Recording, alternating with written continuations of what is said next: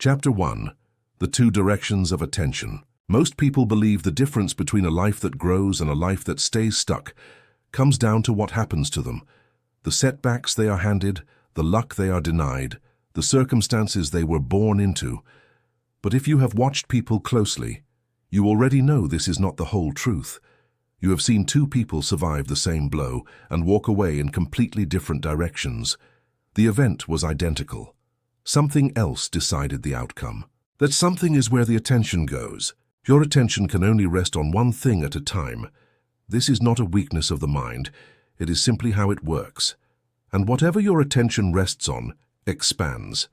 Look at a problem, and the problem grows. You find more evidence for it. You feel it more sharply. You return to it again and again until it fills the whole of your view and becomes the only thing you can see. Look instead toward a way through, and something quieter happens. The mind begins to work for you rather than against you. It starts to search because searching is what the mind does the moment you give it a real question to hold. This is the whole of it.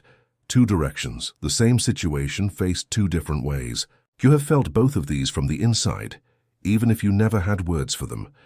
You know the state where a worry takes hold and grows louder the longer you hold it, until it colors the whole day. And you know, perhaps more rarely, the state where you stop turning a problem over and start asking what to do about it, and something in you settles. These are not moods that happen to you. They are directions, and a direction can be chosen. Most people, when life strikes them, turn toward the problem without ever choosing to. They ask why this is happening to them, and the mind, always obedient, answers.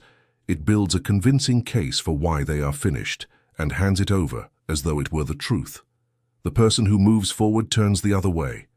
They ask what can be done now.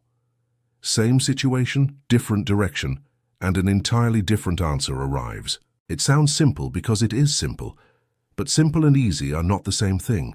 Turning toward the solution is not the natural motion, and it will not happen by accident. The mind resists it, and it resists it for reasons that once kept people alive. Understanding that resistance is where this begins, because you cannot change a habit you believe is your character. As long as you think this is simply who you are, you will never reach for the thing that could change it. Throughout this book, you will learn why the mind fixes so easily on what is wrong, how to tell the difference between facing a problem and living inside it, and how to turn your attention deliberately and repeatedly toward the way through. None of it asks you to become someone else. It asks only that you learn to aim your attention on purpose, because that single choice, made quietly and often, shapes the whole of what follows. Chapter 2. Why the mind turns toward the problem. Before you can change where your attention goes, you have to understand why it goes where it does. Because if you believe that fixing on the problem is a flaw in you, you will spend your energy fighting yourself and you will lose. It is not a flaw, it is a factory setting. Your mind was built for one task above all others: keep you alive. And for almost the whole of human history, staying alive meant one thing above all: find the threat, fix on the danger, study the problem closely, because the problem was the thing that could end you. The mind that survived was the mind that could not look away from what was wrong, and you have inherited that mind exactly. So you carry a mind that is extraordinary at locking onto trouble and refusing to release it. That instinct kept your ancestors breathing. The difficulty is that the same wiring is still running, and the world it was built for is gone. There is no predator now. There is a difficult conversation, a bill you did not expect, a plan that fell apart, and the mind treats every one of them as the thing with teeth. Lock on. Do not let go. Stay fixed on the danger. This is why worry feels productive when it is not. It feels like you're doing something, because for most of history that fixed attention was doing something. It was keeping you alert to the threat that might return. But a modern problem is rarely a predator. It is rarely solved by staring at it, and staring at it does something worse than waste your time. It convinces you the problem is larger than it is, and a problem that looks larger than it is steals the very confidence you would need to solve it. So when you catch your mind circling the same worry for the 10th time, understand what you are looking at. That is not weakness, and it is not a lack of discipline.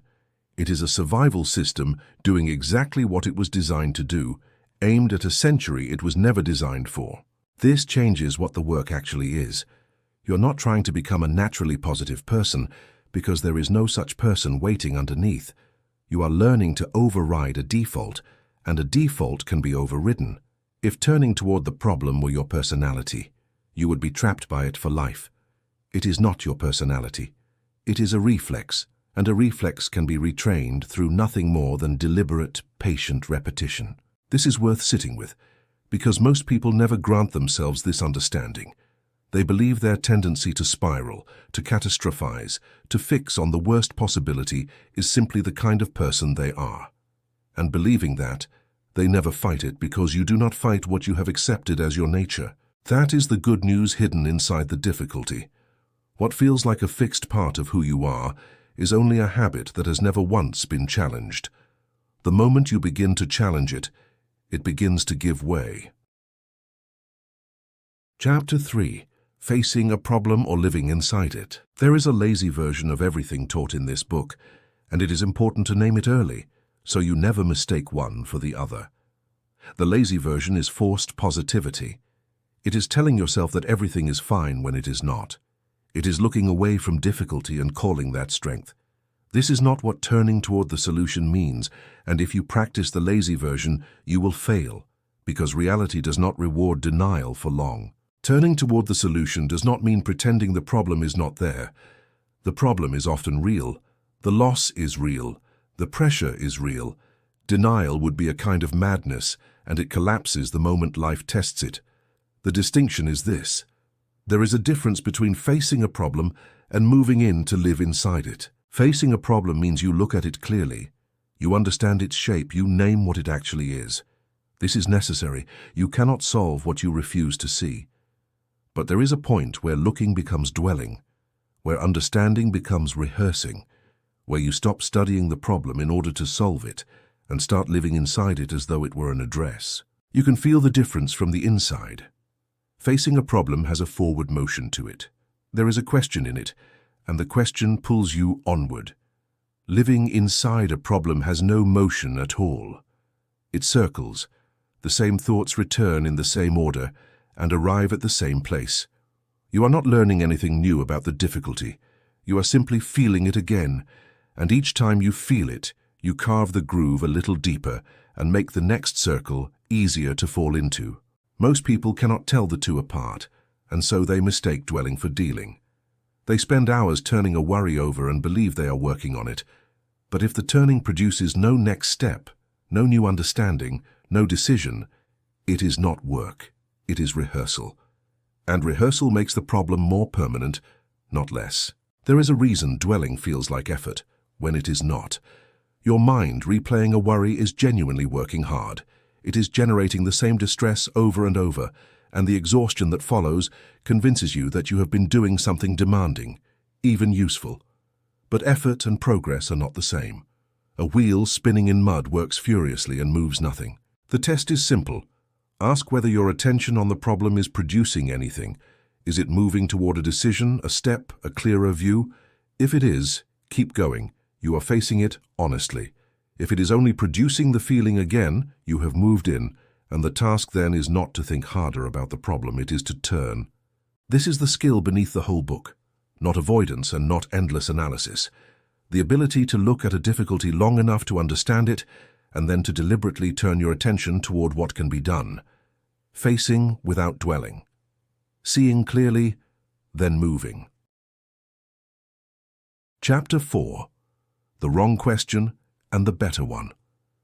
Everything in this book turns on a single hinge, and this is it. When something goes wrong, your mind asks a question automatically before you have chosen anything, and the shape of your life is decided, more than by almost anything else by which question it asks. The automatic question is some version of this. Why is this happening to me? Whose fault is this? Why does this always happen to me? You will not be able to stop this question from arriving. It is the factory setting firing, the old reflex turning you toward the danger. Do not judge yourself for it. Everyone's mind asks it every time. But notice what that question does. It sends the mind searching for causes, for blame, for evidence. And the mind, being obedient, finds them. Ask why you are stuck, and you will receive a detailed and convincing list of reasons you are stuck. Every one of them may be true, and not one of them will move you an inch because a reason is not a route. Understanding why you fell does not, by itself, help you stand. The person who moves forward does something quiet and deliberate. They let the first question arrive, and then they ask a second one on top of it. Not why did this happen, but what do I do now? Not whose fault is this, but what is mine to move? The situation has not changed.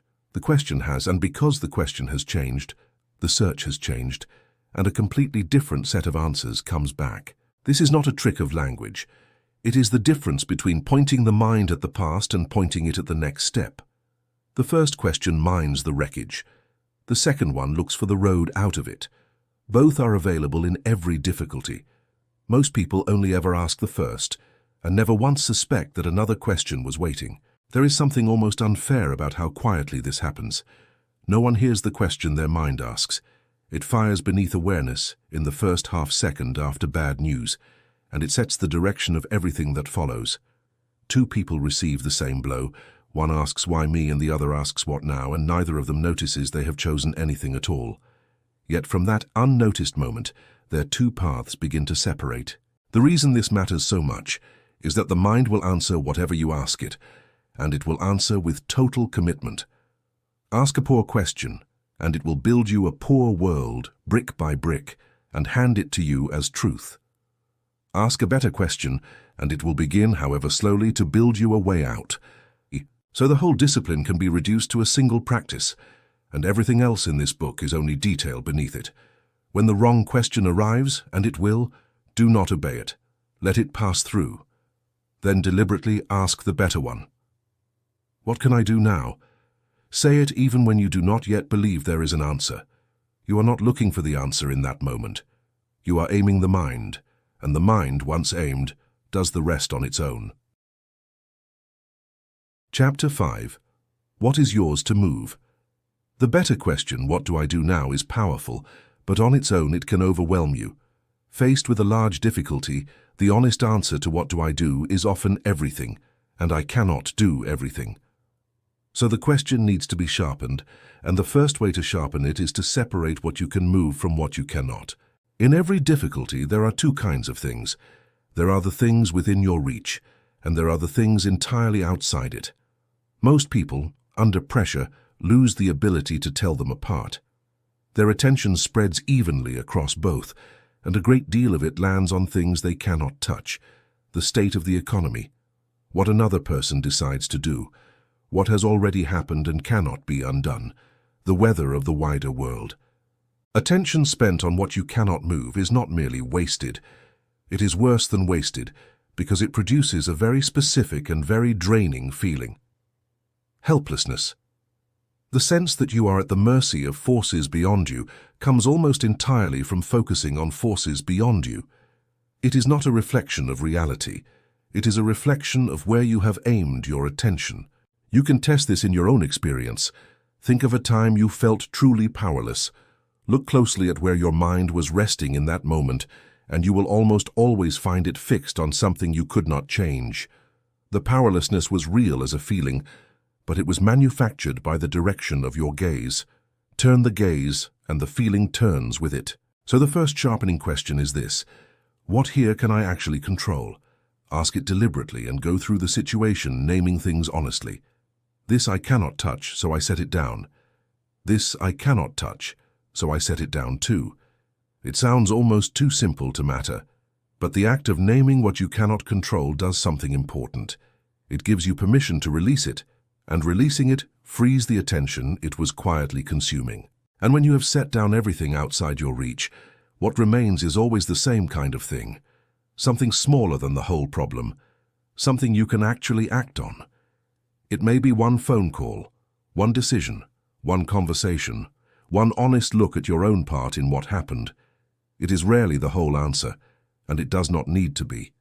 It only needs to be yours, and yours is enough, because yours is the only kind of thing you can ever actually do. This is not about pretending you have more control than you do. That is its own kind of denial, and it fails just as surely. It is about refusing to spend your limited attention on the parts you have no power over, so that all of it can land on the parts you do. The strategic mind is not the one that believes it controls everything. It is the one that knows precisely where its power ends and pours everything it has into the ground on this side of that line. Chapter 6 of the next small step. Once you know what is yours to move, a second thing tends to stop people, and it stops them so reliably that it deserves a chapter of its own. It is the size of the task. The mind, looking at a difficulty, tends to see the whole of it at once. The entire staircase, every step from here to resolved, all visible in a single overwhelming glance. And faced with the whole staircase, the mind does something understandable. It freezes. This is why capable people so often do nothing. It is not laziness, and it is not a lack of desire. It is that they are looking at the entire distance, and the entire distance is genuinely too much to do. No one can climb a staircase in a single movement. Held in the mind all at once, the problem looks impossible, and impossible produces stillness. The person is not refusing to move. They are frozen by the size of what they are looking at. There is a reason the mind insists on showing you the whole thing at once. It is the same survival wiring at work. Faced with a threat, the ancient mind wanted the entire picture immediately, every danger accounted for before a single move. It served a purpose once. Now it simply overwhelms you, presenting the full weight of a problem at once, as though you were meant to solve all of it before you could begin. You are not. The correction is small, and it is this. You do not need the whole staircase, you need the next stair. To ask the question in its sharpest form, what is the very next small step? Not the plan. Not the strategy for the whole of it.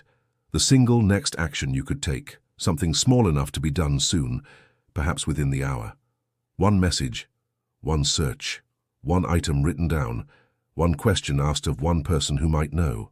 This feels almost insulting when the problem is large. The step looks far too small to matter against something so big, but this is a misunderstanding of how movement actually works. Momentum is not built by large actions. It is built by the first action, whatever its size, because the first action changes your state. It moves you from someone the problem is happening to into someone doing something about the problem. That shift is worth more than the step itself. And there is a second thing the small step does, quieter than the first but just as important. It reveals the one after it. From where you stand now, you can only see so far. But once you take the first step, you stand somewhere new, and from there the next step becomes visible, one you could not possibly have seen from the start. The path does not appear all at once. It appears one stair at a time, and only to the person already climbing it. So when a difficulty freezes you, do not try to solve the whole of it. That is the very thing keeping you still. Shrink the question until the answer is small enough to actually do, and then do that one thing. The size of the step does not matter. The direction does. One stair taken is worth more than the whole staircase imagined. Chapter 7. The opportunity buried in the difficulty. There is a third question, and it is the boldest of the three because it asks the mind to look for something it does not yet believe is there. The first two questions organize a difficulty. This one can transform it. The question is this: if there were an opportunity hidden inside this, where would it be? Notice the shape of it.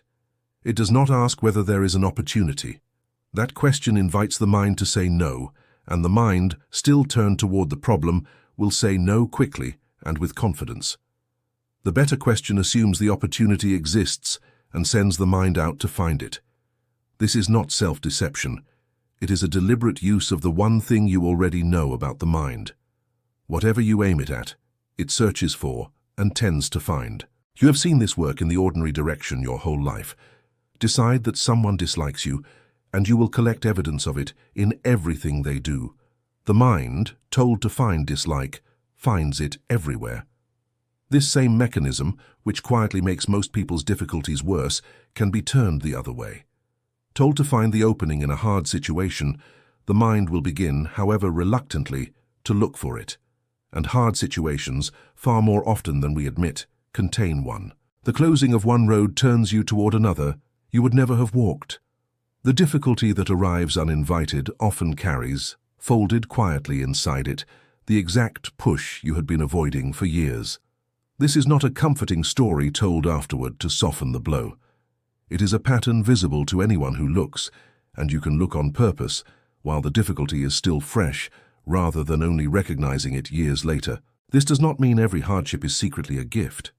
Some things are simply loss, and pretending otherwise is the forced positivity we have already refused. The question does not claim the opportunity is large, or that it makes the difficulty worth it.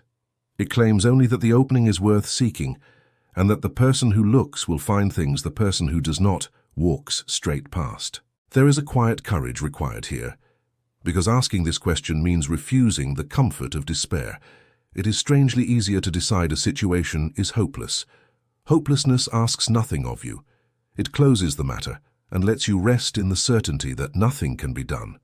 To ask where the opportunity is hiding is to reopen a door you had the option of leaving shut, and to accept the work of looking. Most people choose the shut door, not because there was no opening, but because looking felt harder than surrender. So in any difficulty, once you have named what you can control and taken the next small step, ask the bold question: where is the opportunity hiding here? Send the mind to look, even against its own doubt. You may find nothing. More often you will find something small, a door you had not noticed, and the person who finds it is simply the one who was willing to ask whether a door existed at all. Chapter 8. Attention and Energy. There is a cost to where you place your attention, and it is not only measured in outcomes, it is measured in energy, and this is the part most people never connect. They treat their tiredness as a fact about their body, when very often it is a fact about where their mind has been living. Notice what happens to you when your attention sits on a problem you cannot solve. The body grows heavy, effort feels enormous, small tasks become difficult, and large ones become unthinkable. You may sleep a full night and wake unrested. This is not always physical exhaustion. Very often it is the specific drain of attention held on something that offers no way forward. The mind, fixed on a wall, spends and receives nothing back. Now notice the opposite. Notice what happens in the moment you decide on a single next step, however small it is. Something returns. Before anything is solved, before the situation has improved at all, there is a lift, a small restoration of energy. Nothing outside you has changed. What changed is your position. You have moved from someone the problem is acting upon into someone acting on the problem, and that shift alone returns energy the wall was quietly taking. Consider how differently two people can end the same day. Both faced the same hard morning. One spent the hours since replaying it, turning the worry over, imagining outcomes they could not affect. The other named the one thing they could act on and did it, then set the rest down. By evening, the first is drained though they achieved nothing, and the second is tired in the ordinary way of someone who moved but not hollowed out. The difficulty was equal. The cost was not.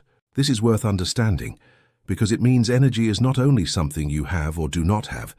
It is something your attention is spending or restoring, moment by moment, depending on where you aim it. Attention on the uncontrollable drains you. Attention on the actionable restores you.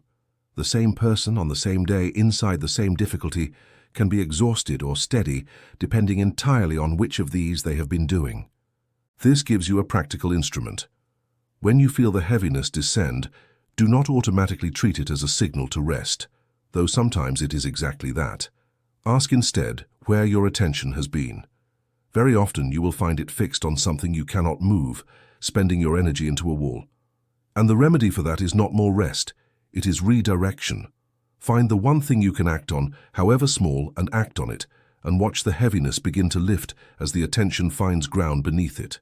The person who understands this stops being at the mercy of their own moods. They recognize that much of what feels like exhaustion is simply attention poorly aimed, and that it can be corrected, not by escaping the difficulty, but by changing their relationship to it. Energy follows attention. Aim it at what you can move and it comes back to you. Chapter 9. Training the Turn. Everything described so far is simple to understand and difficult to do, and it is only honest to say why. The turn toward the solution is not a decision you make once. It is a motion you make thousands of times against a current that never fully stops pulling the other way. It is not a thing you learn. It is a thing you train. The first times you attempt it, it will feel false. You will catch the wrong question, you will try to replace it with the better one, and the better one will feel hollow in your mouth, like something you are reciting rather than something you mean. This is not a sign that it is not working, it is a sign that it is new. The old motion is deep and worn smooth by years of use. The new one is a fresh path through long grass, and the first to walk it always feel they are forcing their way. Do it anyway. This is the whole instruction, and there is no cleverer version of it waiting further on. Each time the difficulty comes and you turn deliberately toward what can be done, you deepen the new path a little.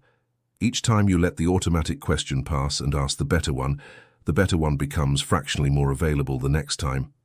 You're not looking for a single dramatic change. You're laying down a habit, one repetition at a time, exactly the way the old one was laid down. It helps to expect the resistance rather than be discouraged by it. Every worthwhile habit feels unnatural before it feels automatic, and the discomfort of the early attempts is not evidence against the practice. It is simply the toll you pay at the start of any change, the friction of a mind being asked to move in a direction it is not yet used to. The people who succeed at this are not the ones who felt no resistance. They are the ones who kept turning while the resistance was still there. And then something happens that you will not notice on the day it happens. After enough repetitions, the turn begins to make itself. A difficulty arrives, and before you have consciously chosen anything, your mind is already asking what can be done. The reflex has changed. What you once had to force now fires on its own. This is the point of all the practice, and it arrives quietly, recognized only in hindsight, on the day you realize you handled something that would once have flattened you and barely noticed you were doing it. Do not wait to feel ready, and do not wait to believe it fully. Belief is not the entry fee, the action is. You train the turn by turning, badly at first, in small difficulties before large ones, on ordinary days, rather than only in the middle of a crisis. The person who practices on small frustrations is the person who has the motion ready when something serious finally arrives.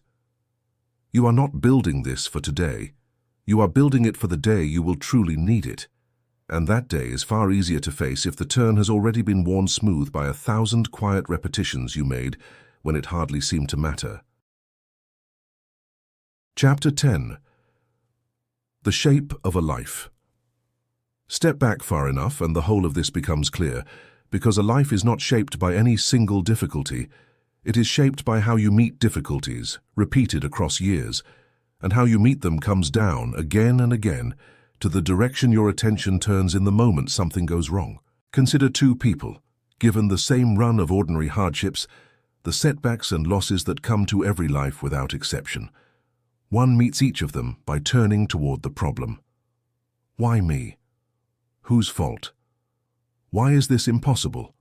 Each difficulty, met this way, leaves them a little more convinced that the world is against them, a little more practiced at helplessness, a little more certain that trying is pointless. They are not lazy or weak. They are simply becoming, through sheer repetition, very good at the one thing they keep doing.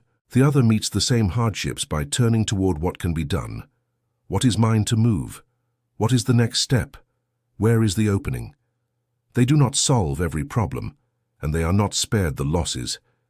But each difficulty, met this way, leaves them a little more capable, a little more practiced at finding the road, a little more certain that a way forward usually exists. They too are becoming, through repetition, very good at the one thing they keep doing. Give these two people 10 years and the same weather of events, and they will stand in entirely different lives. Not because different things happened to them, because they turned in different directions, thousands of times, and each turn was a small vote for the person they were slowly becoming. This is the quiet mathematics of it. No single turn changes a life. All of them together change everything. This is why the direction of your attention is not a small matter. It is, over a long enough stretch of time, one of the most decisive things about you. It sits underneath your decisions, your relationships, your work, your sense of what is possible. Everything you might build stands upon it, because nothing worth having gets built by a mind that has already decided that building is hopeless. There is something freeing in seeing it this way. It means you are never as trapped by a single event as it feels when it lands. One bad day, one hard loss, one difficult season does not decide your life. What decides it is the direction you turn over and over through the days that follow. And that direction is not fixed, it is not your fate. It is a habit, and habits, unlike fate, can be changed by anyone willing to practice. So the discipline is not grand and it is not dramatic. It is a single quiet choice, made in the ordinary moments when something goes wrong. Turn toward the problem or turn toward the way through. You will make that choice countless times from here. Now you know that it is a choice, and knowing that, you can begin to make it on purpose. That is where a different life begins, not in one decision, but in the direction you slowly learn to face.